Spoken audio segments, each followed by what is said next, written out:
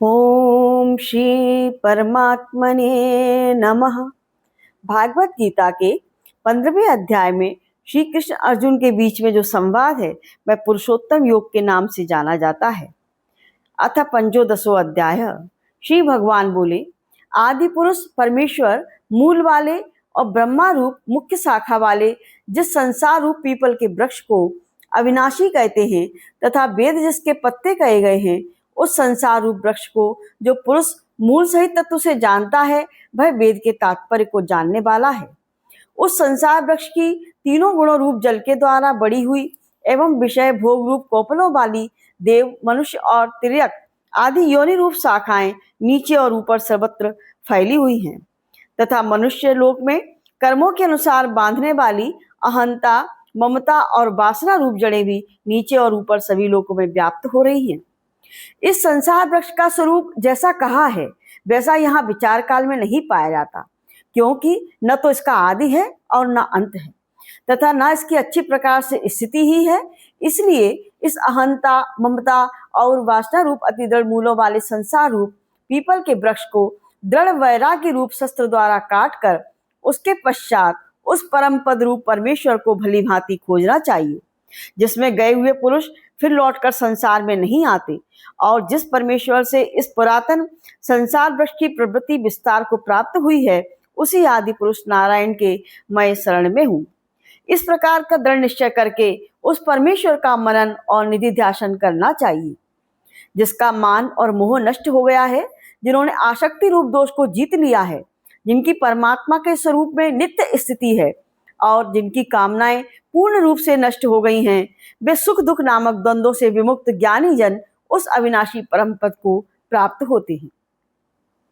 जिस परम पद को प्राप्त होकर मनुष्य लौटकर संसार में नहीं आते, उस स्वयं प्रकाश परम पद को न सूर्य प्रकाशित कर सकता है, न चंद्रमा, न अग्नि, ही वही मेरा परम धाम है। इस देह में यह सनातन जीवात्मा मेरा ही अंश है और वही इन प्रकृति में स्थित मन और पांचों इंद्रियों को आकर्षण करता है। वायु गंध के स्थान से गंध को जैसे ग्रहण करके ले जाता है, वैसे ही देहादि का स्वामी जीवात्मा भी जिस शरीर का त्याग करता है, उससे इस मन सहित इंद्रियों को ग्रहण करके फिर जिस शरीर को प्राप्त होता है उसमें जाता है। यह जीवात्मा श्रोत्र, चक्षु और त्वचा को तथा रसना, घ्राण और मन को आश्रय करके अर्थात इन सबके सहारे से ही विषयों का सेवन करता है। शरीर को छोड़कर जाते हुए को अथवा शरीर में स्थित हुए को अथवा विषयों को भोगते हुए को, इस प्रकार तीनों गुणों से युक्त हुए को भी अज्ञानी जन नहीं जानते। केवल ज्ञान रूप नेत्रों वाले विवेकशील ज्ञानी ही तत्व से जानते हैं। यत्न करने वाले योगी जन भी अपने हृदय में स्थित इस आत्मा को तत्व से जानते हैं, किंतु जिन्होंने अपने अंतःकरण को शुद्ध नहीं किया है, ऐसे अज्ञानी जन तो यत्न करते रहने पर भी इस आत्मा को नहीं जानते।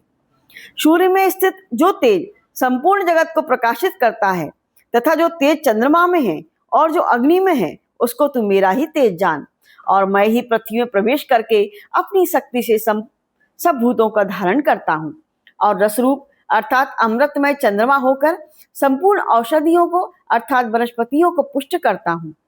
मैं ही सब प्राणियों के शरीर में स्थित रहने वाला प्राण और अपान से संयुक्त वैश्वानर अग्नि रूप होकर 4 प्रकार के अन्न को पचाता हूँ। मैं ही सब प्राणियों के हृदय में अंतर्यामी रूप से स्थित हूँ तथा मुझसे ही स्मृति, ज्ञान और अपोहन होता है और सब वेदों द्वारा मैं ही जानने के योग्य हूँ तथा वेदांत का कर्ता और वेदों का जानने वाला भी मैं ही हूँ। इस संसार में नाशवान और अविनाशी भी ये 2 प्रकार के पुरुष हैं। इसमें संपूर्ण भूत प्राणियों के शरीर तो नाशवान और जीवात्मा अविनाशी कहा जाता है। इन दोनों से उत्तम पुरुष तो अन्य ही हैं, जो तीनों लोकों में प्रवेश करके सबका धारण पोषण करता है। उस अविनाशी परमेश्वर और परमात्मा इस प्रकार कहा गया है, क्योंकि मैं नाशवान जड़ वग्र क्षेत्र से तो सर्वथा अतीत हूँ और अविनाशी जीवात्मा से भी उत्तम हूँ, इसलिए लोक में और वेद में भी पुरुषोत्तम नाम से प्रसिद्ध हूँ। भारत, जो ज्ञानी पुरुष मुझको इस प्रकार तत्व से पुरुषोत्तम जानता है, वह सर्वज्ञ पुरुष सब प्रकार से निरंतर मुझ वासुदेव परमेश्वर को ही भजता है। हे निष्पाप अर्जुन, इस प्रकार यह अति रहस्य युक्त गोपनीय शास्त्र मेरे द्वारा कहा गया इसको तत्व से जानकर मनुष्य ज्ञानवान और कृतार्थ हो जाता है। ओम तत्सत। श्रीमद् भागवत गीता श्री कृष्ण अर्जुन संवादे पुरुषोत्तम योगे नाम पंचोदशो अध्यायः। ओम श्री परमात्मने नमः।